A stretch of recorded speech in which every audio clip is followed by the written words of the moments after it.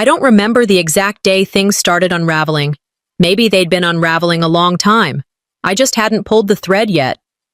That afternoon, I was standing on Mama's porch with a box of pecan rolls in my hands and the kind of smile you wear when you've been trained to be polite, even when no one deserves it. Clarine opened the door, already half turned back toward her guests. She looked perfect, as always. Her lipstick matched the napkins. Her tone, sugary. "Oh, y'all, this is Zora," she called over her shoulder. "An old friend of the family. She's been around forever." Old friend of the family. I didn't blink, just stepped inside, let her kiss my cheek, nodded to the neighbors I hadn't seen since the last funeral. Clarine floated through the room, collecting compliments like she had somewhere to put them.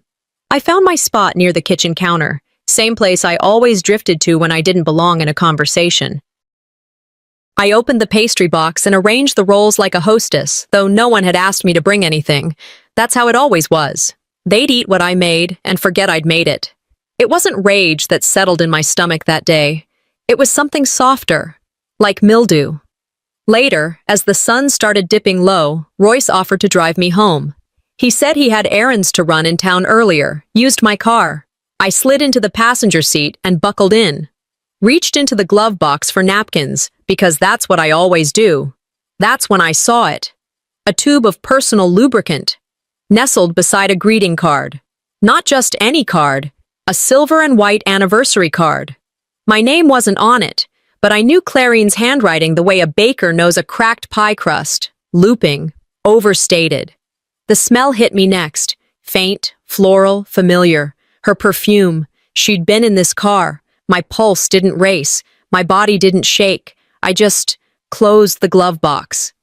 Quiet. Like I was afraid of waking up something I couldn't put back to sleep. Royce asked if I wanted music on. I said no. He didn't look at me. I didn't look at him either. I kept thinking, who carries that kind of thing around? Who tucks it neatly next to a card about forever? I didn't ask. I already knew the answers would come in the form of lies or laughter, and I wasn't in the mood for either. We passed the gas station where he once surprised me with a hot coffee and a honey bun. That was years ago. I remembered it because it was small and sweet and rare. Now, I counted every intersection we drove through like it marked a place we'd never return to. Part of me wondered, was it always there? Have I just been too trusting? Too busy baking birthday cakes and balancing receipts to notice that my marriage had curdled? I thought about asking him, who is she? Why her? How long? But the questions felt too heavy and my mouth too tired. Instead, I watched his hands on the wheel, same hands that used to fix the hinge on Mama's screen door. Now they just gripped and twisted like he didn't know where he was going anymore. And me? I smiled. That smile, the one you give when you're deciding whether to fight or fold, stayed on my lips all the way home. He kissed me on the forehead before he got out of the car, said something about dinner next Friday. I nodded, but that kiss felt like a goodbye I didn't agree to. I didn't sleep that night, not because of what I saw, but because of what I finally allowed myself to believe. The next morning, I baked cinnamon rolls, not because anyone asked for them, not even because Mama particularly liked them anymore. It's just what I did when I needed to move my hands, to feel useful while the inside of me was unraveling. By late morning, I was standing on Mama's porch again, holding the box warm against my chest. I knocked twice and let myself in. The house hadn't changed much since I was a girl. Same faded couch, same cross-stitched "God bless this mess" frame near the hall. But it didn't feel like home. Not anymore. Clarine was already there, sitting with her legs crossed and her voice loud enough for the neighbors to hear. She looked up and smiled like a pastor's wife welcoming a wayward soul. "There she is," she called. "Mama, your friend from church dropped by." I stood still, waited for the correction. It didn't come. Mama turned, bright-eyed but confused. "Sarah's friend?" she said, squinting. "Oh, how nice of you to stop in." I laughed. Quiet. Then walked to the kitchen like I'd done it 1,000 times. Clarine kept talking about some award she won at the college. Mama nodded like a bobblehead on a dashboard. I didn't interrupt, just unpacked the rolls, reheated a plate, made tea. Clarine always had the conversation. I always had the cleanup. It was around noon when Royce's phone buzzed. He'd left it charging in the guest bedroom, same room I once painted sky blue when we first moved in. A notification lit up the screen. You always know how to make me laugh. See you tomorrow? The name on the message read, Theodore L. I didn't believe in coincidences anymore. The phrasing, the tone, I could hear it in Clarine's voice already. I opened the phone. No passcode. Royce never thought I'd look. I never used to. I read the message again, screenshotted it, emailed it to myself. Then closed it like I hadn't just seen my marriage for what it truly was. You always know how to make me laugh, I whispered, and you never saw when I stopped laughing. I placed the phone back exactly how I found it and walked out to the living room, where Mama was poking at a bowl of chicken salad. She beamed when I handed her a plate. You're always so kind, dear. Clarine told me you used to help out at the bakery, too. I blinked. I ran the bakery, Mama. Oh, right, baby. You baked. Clarine built the business, though. She always was the organized one. That stung more than I let on. I handed her a glass of sweet tea, pretending it was just another meal, another small correction. You were always a little too sensitive, baby, she added, stirring her fork through the salad. You've got to toughen up if you want to keep your place in this world. I nodded, even though every word scraped. The rest of lunch was quiet. I let her talk, let her memories twist into whatever shape they wanted. I wasn't going to chase the truth around the table anymore. Later, as I stood to leave, Clarine offered to take Mama to church on Sunday. And maybe we'll get your hair fixed up too, she said. Mama lit up like a porch light. When I leaned in to hug her, she called me darlin', kissed my cheek, and never once said my name. I stepped out into the sunlight, pulled out my keys, and read the message that had just buzzed in. Royce. Working late again? Don't wait up. I stared at it for a long second, then deleted it without replying.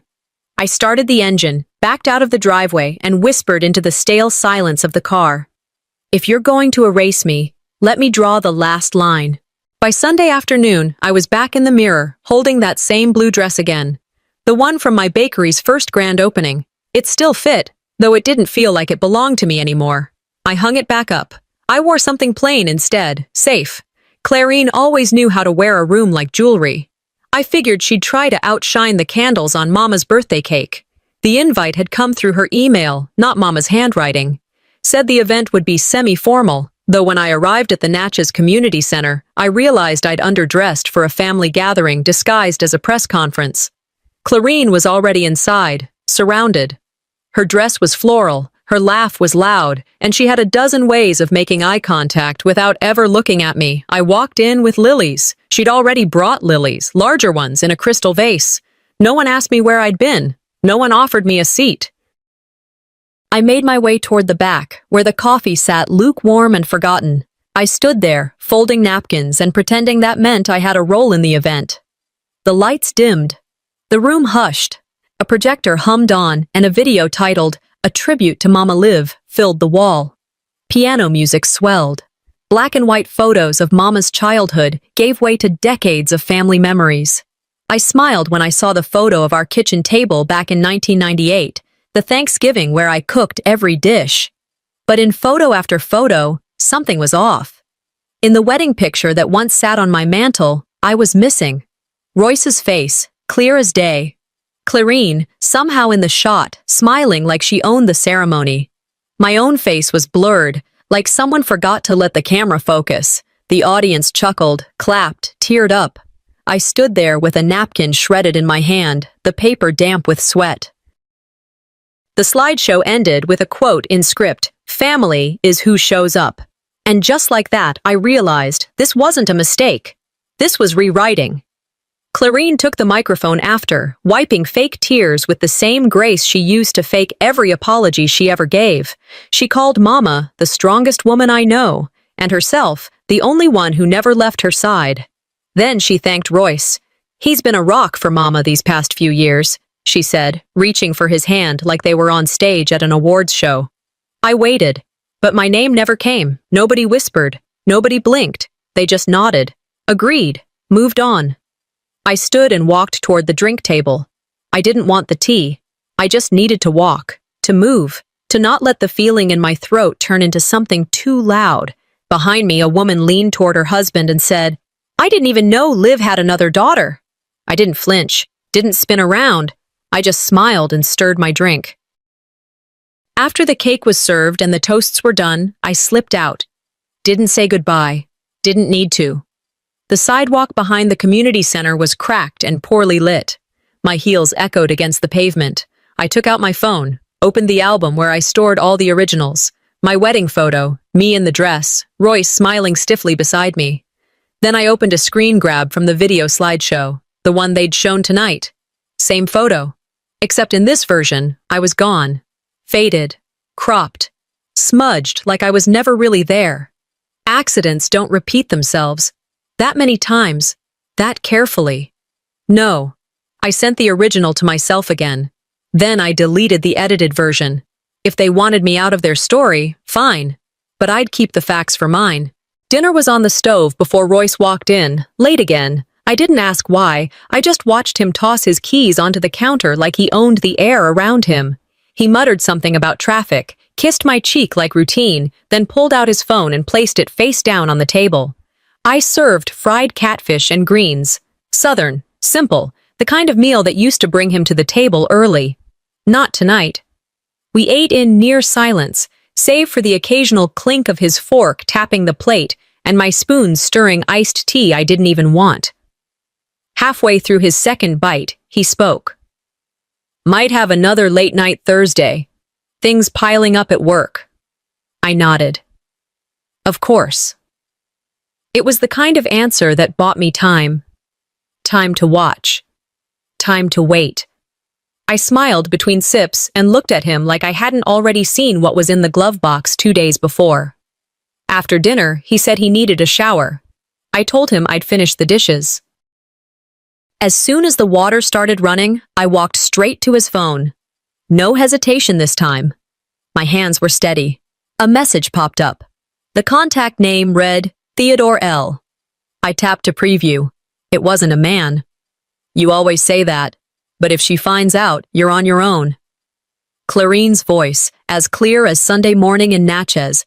She didn't realize the call had connected. I held the phone, didn't say a word. Just listened. There was a silence on the line, like she expected a reply. When none came, she hung up. Royce walked out of the bathroom moments later, towel around his neck, hair damp. He froze when he saw me holding his phone. "Someone called," I said. "Wrong number." I pressed the lock button, gently placed the phone back down, and walked into the kitchen like I hadn't just confirmed everything I already knew. He didn't ask anything else. I didn't offer anything either. That night, after he fell asleep, snoring softly like a man with nothing to hide, I took out his briefcase. He always kept it near, never let it out of sight. I opened it slowly. Inside, tucked into the leather planner, was a page that told the rest of the story. 3 p.m. Clarine. Don't park near house. Get bakery documents. Don't let Zora find out. Yet. I stared at those words like they'd been written with my blood. No emotion came right away. I just took out my phone and took a picture. Click. Evidence. That's all it was now. I put the planner back exactly as it was, closed the briefcase, and stood there in the dark, not even blinking. I wasn't surprised. I wasn't hurt. I was preparing. I stepped outside to the porch and sat in the rocking chair that had been there since Mama gave it to us after the wedding. It used to be a place of peace. Tonight, it felt like a planning room. The air was warm, heavy with magnolia, dust, and the kind of stillness that doesn't stay still for long. I thought about all the women I'd known, mothers, sisters, friends, taught to hold families together with duct tape and prayer, told to smile through betrayal, to be the bigger person, to protect men who didn't protect us back. Not this time. Grandma once told me, "Don't scream, baby. Just show them who taught you silence." So I sat, and I thought, not about revenge, but about exposure, about timing, about dignity. And then I said it, out loud to the stars overhead. "You just gave me the pen. Let me write the ending now. I didn't go because I was invited. I went because I needed to see it for myself, just how far they were willing to pretend I didn't exist. My cousin Deborah had mentioned the lunch when we bumped into each other at the pharmacy. Said Clarine was hosting a little get-together for family and old friends. Said it like I should have known already. But I hadn't heard a word, not from Mama, not from Clarine. Still, I showed up with a peach cobbler I made that morning. Nothing fancy, just what I'd bring when I wanted to make sure folks had a reason to smile, even if it wasn't for me. Clarine opened the door with that same theatrical surprise she wore so well. "Oh, you made it. How sweet." The house was full, laughter spilling from the kitchen, kids running down the hallway, the kind of noise that used to mean warmth, but not today. Today, it felt like I was standing on the front porch of someone else's life, peeking in through the window. I asked where Mama was. Clarine said she was upstairs resting. "She's had enough stimulation today," she added, not bothering to make eye contact. No one offered me a plate. No one asked where I'd been. I walked toward the dining room, past faces that used to know me better, and placed the cobbler down next to a pie someone else had already brought. I sat alone near the end of the table, just out of the family photo range. Rue's daughter, Everly, plopped beside me without hesitation. Her mouth full of macaroni, she grinned and swung her legs under the chair like they were too big for her frame. "You're Uncle Royce's wife, right?" she asked between bites. I nodded. She leaned in closer, lowered her voice like she was sharing a secret. "Uncle Royce and Aunt Clarine always hug when they think nobody's looking." My fork froze halfway to my mouth. Everly smiled, oblivious. "Daddy says they're just friends, but they kiss sometimes." "Is that bad?" I swallowed hard. Food, words, the truth I didn't want to hear from a 6-year-old. "No, baby," I said softly. "It's not bad when people tell the truth." No one else heard her. Maybe that's why she said it to me. I stood up, smiled, and excused myself to the bathroom. The hallway blurred. My hands trembled. The sink wouldn't stop dripping, and neither would the sound of that little girl's voice repeating over and over again in my head. After lunch, Clarine suggested a game. 3 words you'd use to describe each family member, she said brightly. She passed around index cards and markers like a kindergarten teacher trying to make everyone feel seen. Everyone laughed, played along. One by one, names were called, words read aloud. Strong, funny, supportive. Applause followed each turn. Then it was my name. Silence, a long one. Someone finally read a card. Quiet. Another. Baker. The 3rd card, blank. Clarine let out a little laugh. "Guess we're out of sugar." The group chuckled. I did too. On the outside, inside, something split. I didn't argue, didn't ask whose card was blank. I just smiled and nodded like that's all I ever was, quiet and convenient. After the guests left, I found myself in the kitchen, sleeves rolled up, hands washing dishes that weren't mine. No one asked. No one stopped me. I wrapped leftover pie slices in foil, folded napkins, cleared the plates, all while the sounds of fading conversations drifted from the other room like static. Clarine came in eventually. She leaned against the counter like she had something to say. "You don't have to do all that," she offered. I didn't look up. "It's what I've always done." She stayed quiet. I dried my hands, picked up the now empty cobbler dish. Before I walked out, I turned to her, just once. "You know what hurts most?" I asked, looking her square in the eye. "Not that you forgot me. That you convinced them I never mattered." Then I walked out. No hug, no goodbye. Just the sound of my own footsteps heading out the back door. He'd left the coat hanging on the back of the chair in the laundry room, pockets still heavy like he didn't expect anyone to care what was inside. I was folding towels when I reached in out of habit. That's when I found it. An envelope, unopened, with Clarine's name on the front in Royce's handwriting. Inside, a receipt from the Riverwood Inn. Room 206. Bottle of wine. 2 roses delivered to the room. The date? Same night as Mama's birthday. I didn't cry. Didn't drop it. just walked to the kitchen table and sat down. Looked at it like it had been waiting to be found. Opened my laptop, checked our bank account. He'd used the joint card, our card. My money paid for their wine and petals. I took photos, every angle, saved them in a folder labeled, "Not Yet." Then I slid the receipt back in the envelope, sealed it like I hadn't seen a thing, and returned it to his coat. That evening, I made soup, okra and chicken, packed it in a container, still warm. Tossed in some rolls for good measure, drove to Clarine's without calling first. She opened the door with that startled smile she reserved for guests she didn't expect but couldn't turn away. "Zora, what a surprise." "Brought dinner," I said. "Thought Mama might want something homemade." Clarine glanced behind her. "She's resting upstairs. Been tired all day." I nodded. "Mind if I freshen up before heading back? Long day." "Sure, bathroom's still down the hall." But I didn't go to the bathroom. I turned left instead of right and walked into Clarine's bedroom like I belonged. The room smelled like her, expensive, floral, artificial. I made it look like I was searching for lotion, casually opening the top drawer of her jewelry chest. There it was, a tube. Same brand, same residue around the cap, same betrayal, now in a different house. I didn't touch it, just stood there, memorizing the angle, the color, the confirmation. Closed the drawer. Straightened the frame on her nightstand out of instinct. Walked back to the living room. Clarine was talking about some charity event. She smiled too wide when she saw me. "You look tired? Everything all right?" I smiled back. "Fine." She complimented my hair, said the curls looked less frizzy than usual. "Must be the humidity," I said. I handed her the rolls. "Careful with the rosemary. Too much of it ruins everything." She laughed politely. Didn't catch the edge in it. I leaned in for a quick hug before leaving. Whispered, "Thanks for taking care of Mama. Really." On the way home, I didn't play music. Just silence. The kind that doesn't ask questions anymore. Back in the kitchen, I spread the receipts, photos, screenshots across the table like puzzle pieces.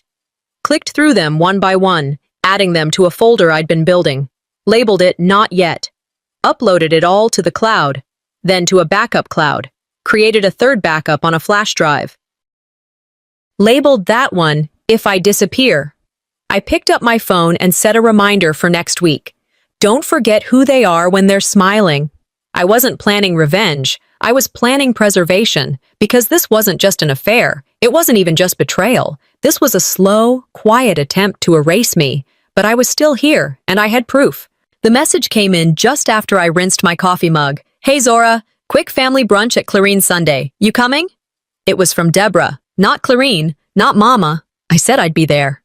When I pulled into Clarine's driveway, there were already 5 cars parked tight, a folding table set up on the patio with mismatched chairs. Clarine and Royce sat beside each other at the head like they were co-chairs of a committee no one elected them to. I brought store-bought muffins. Figured if I baked something, Clarine would call it dramatic. The greeting was light, breezy. "We didn't know if you'd want to come," she said, kissing the air near my cheek. "But glad you're here." There wasn't a place set for me at the table. I pulled over a metal chair from the edge and sat without saying a word. I'd learned long ago, don't ask for space, just take it. The meeting started off innocent. Talk about Mama's medications, her diet. Then it turned. "I've been thinking," Clarine began, "we should look into a more structured environment for her professional care." Royce nodded, already on the same script. Clarine tapped a clipboard. "We can turn the house into something useful, a central family hub. Efficient, right?" I stared down at my cup of juice. "And me?" I asked. "Where do I fit into all this?" Clarine didn't miss a beat. "Wherever you feel you add value." No mention of the bakery, no mention of the years I took Mama to appointments, covered bills, slept on her couch after her surgery. This wasn't planning. This was pre-eviction with nice table settings. I didn't argue. I just smiled. That kind of smile that tastes like pennies in your mouth. Later that night, I was scrolling on my phone when I saw it. Ruse TikTok. A shaky video clip of Clarine and Royce standing in the kitchen, laughing like an ad for fake happiness. The caption read, "Power couple holding this family together while others just bake cookies." Thousands of views, comments like, "Now that's real love," and "Clarine's always been the glue." I didn't comment.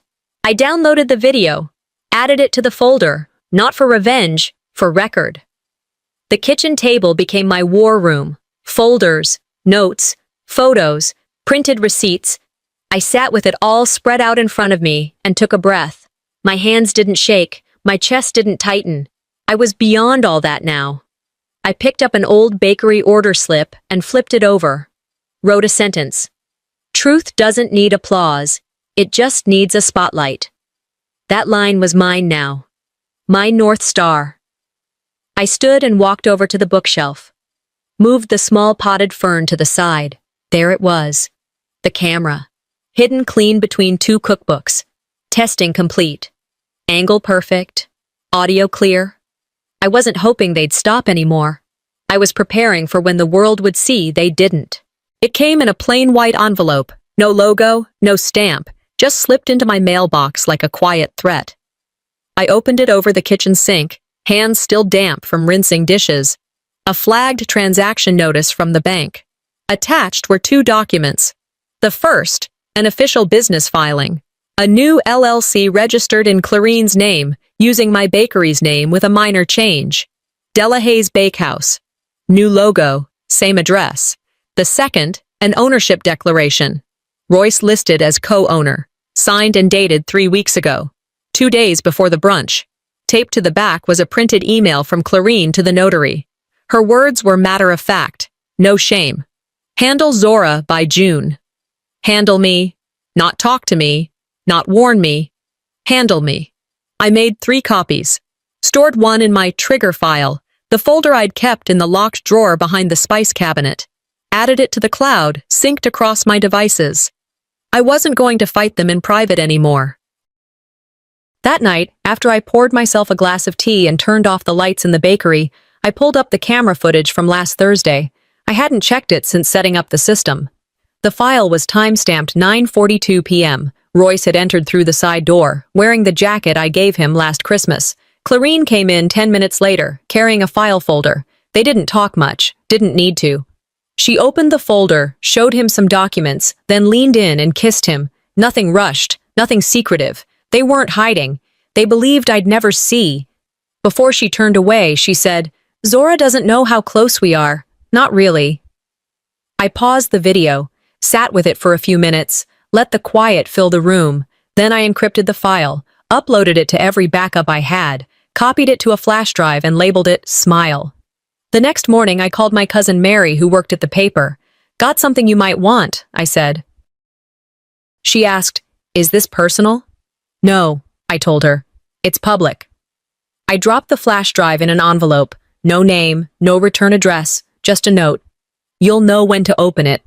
That evening, Clarine was hosting her grand opening for the bakery expansion. Invitations had gone out to local businesses, city council members, anyone with a pulse and a title. I parked across the street and waited. Let the crowd build. Saw Mama's car pull up, assisted by a church friend. Liv looked tired, or maybe tired of pretending. I sent the documents and the video to myself one last time.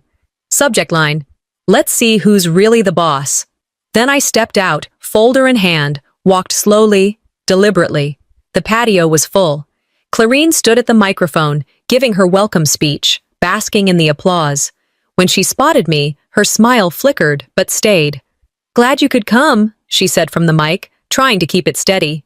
I nodded. "You always did love center stage." Just remember, when the curtain drops, people see who's behind it. A few heads turned. I stepped closer, leaned in and whispered, "Smile for the cameras, big sister. You're finally going viral." I didn't shout, didn't explain, just held the folder up, high enough for the front row to read the letterhead. Then I turned and walked away. I watched from across the street, not from a distance, not hidden, but close enough to feel the weight of what was about to happen. I'd set it up hours earlier. A pan of oil left just long enough on low flame, a rigged igniter beneath it, enough smoke to set off alarms, not burn the house, just enough to draw attention. Inside my house, my kitchen, Clarine and Royce believed I was out meeting a vendor. They'd taken over my home like they'd taken over everything else. My name, my bakery, my blood. I texted the fire department from a burner phone. Heavy smoke, possible unconscious occupants. Then I stepped out of the neighbor's house, blending into the group forming outside. The sirens came fast. 1 engine, 2 paramedics. Neighbors whispered, pointing toward the roof. I said nothing, just folded my arms and waited. My nephew, Marcus, was the first to jump from the truck. His boots hit the ground hard as he ran toward the door and broke it open with one solid kick. Then silence. A beat later, I heard Clarine scream. Marcus stumbled out, face pale, eyes darting toward me, then back to the house. "They're stuck," he muttered. "They're stuck together." Inside, Royce and Clarine, half naked, bound by their own shame and a tube of glue, were yelling for help. The very glue I'd swapped into the glove box weeks ago. Liv arrived a minute later, breathless, ushered by Mrs. Chambers from across the street. "They said the house was smoking," she said, confused. But what she saw, what everyone saw. Phones were out, recording, capturing Royce screaming, Clarine sobbing, firefighters trying to peel them apart without ripping skin. No one said my name. No one needed to. I didn't flinch, didn't cry, just stood there, still as stone, watching the world put 2 and 2 together. The moment the fire was contained and the paramedics got them on stretchers, I walked slowly across the lawn. The crowd parted without a word. Marcus stood near the truck, his helmet in hand, jaw clenched. I handed him a manila folder, on the front, in bold marker, "For Mama." "Don't give it to her yet," I said. "Let her see what they are first." Inside, screenshots, bank records, camera stills, the hotel receipt, the video file. Clarine didn't look at me. Royce didn't dare. A teenager behind me whispered, "Isn't that her husband?" Another voice answered, flat, "Was." The footage hit social media within an hour. I didn't post it. I didn't stop it either. By dusk, the street was cleared and the lights were gone. I unlocked my front door and stepped into the still lingering smoke. I opened the windows, let it air out. The house smelled like old secrets now. I wiped down the counters, picked up the fallen vase Clarine had knocked over, sat at the kitchen table where they'd stood, glued together, just hours earlier. In the hallway, I spotted the tube, half empty, cap missing. I picked it up and dropped it in the box marked proof, sealed it. Then I sat alone in the dark and opened my journal. "This wasn't revenge," I wrote. "This was reclamation." I opened the bakery 2 hours earlier than usual. No lights yet, just the soft hum of the proofing oven and the smell of cinnamon creeping through the air like armor I'd slipped into overnight. By 7, the regulars started arriving. No one said a word about what had happened. Some nodded politely. A few avoided eye contact. Others stared too long at the ground, like guilt could be scraped off the tile with their shoes. Then the boy from across the street, my son's old friend, stepped in. Didn't say anything. Just placed a bouquet of small wildflowers near the counter and walked out. The note read, "We saw it all." Later, a woman in scrubs whispered on her way out, "You held your head like a queen." I didn't respond. I poured her coffee, smiled, wiped the counter. That was enough. Midway through my shift, while wiping down the glass case, my phone buzzed. A notification from an email I hadn't checked in weeks. It was from a bakery supply company. "Happy 25th anniversary to the Felder family bakery. Thank you for 25 years of loyalty." I froze. Royce didn't text, didn't call, didn't even leave a card. The only recognition of that day, our supposed anniversary, came from a company trying to sell me new ovens. I stared at the email, then quietly deleted it. Not because I was angry, because it didn't matter anymore. I whispered under my breath, "I remember enough for both of us." The work kept moving. By late afternoon, I walked to the old mailbox I hadn't used since I moved out of the house with Royce. Habit, maybe, or instinct. Inside was a cream-colored envelope, slightly bent at the corners. Addressed to Mrs. Clarine Felder. No return address. I opened it. It was a handwritten note in blue ink. Dear Mom and Dad, thank you for always being more of a mother to me than my real one ever was. I'm proud to call you mine. Love, ever May. I read it 3 times. The paper crumpled slightly in my hands, but I didn't tear it. I didn't curse. I didn't march to their house. Instead, I folded it neatly and slid it into the same folder where the glue tube, receipts, and screenshots lived. The same folder now tucked inside my desk, marked with one word, proof. They weren't just taking my name, they were raising a daughter in it. The next morning, I pinned a photo to the bakery's community board. Me, age 29, flour on my apron, holding a 3-tier cake like it was my firstborn, handwritten under the frame, founder, still standing. By noon, the notes started showing up around it, post-its, torn napkins, Sharpie on scrap paper. We knew. Thank you for never leaving. You built this. I didn't respond to the notes, didn't share the picture online, didn't explain the glue or the affair or the fire truck. But that wall spoke louder than any courtroom ever could. And Natchez, Mississippi? It was my jury. As I turned the sign to closed that night and locked the front door, I whispered, more to myself than anyone else. They tried to rewrite me, but I found the pen first. Clarine showed up at the bakery one afternoon with a box of store-bought muffins. No warning. No, I'm sorry. Just that awkward, rehearsed smile and words wavering about family falling apart and too many eyes watching. She sounded more like she was auditioning for pity than remorse. I wiped my hands on my apron, met her gaze, said quietly, "You don't have to explain. You made your choices. So did I." Her face shifted, the kind of crack in perfect makeup you can't fix with more frosting. She stumbled through excuses about stress and appearances. I leaned across the counter and handed her a folder. Inside, documents for removing Royce's name from the bakery ownership. "No drama," I told her. "Just facts." She took the papers like they were poison. Royce texted later, asking to see me. I told him he had 5 minutes in my office. He arrived looking tired, his regret put on fast forward. He said, "I messed up," and it didn't mean anything, like saying sorry replaces years of lies. I didn't argue. I replied, "You didn't just lose a wife, you lost your witness, and your cover." I slid an envelope across the desk. Divorce papers. Notarized, unsent, unforgiving. "You wanted freedom," I said. "Here it is, in black and white." That night, I drove to Mama's cousin's house where she was staying. She looked softer in that living room, like peace was finally settling around her bones. She whispered, "I saw the videos. I'm sorry, baby." I didn't cry, just took her hand and said, "We aren't always daughters, mothers understand, but we're still daughters." Mama's eyes filled, and she said, "You deserved better, from all of us." She meant the family, the whole mess. I left her a framed photo of me from years ago, holding a cake in my first bakery. I wrote on the back, "Still here, still baking."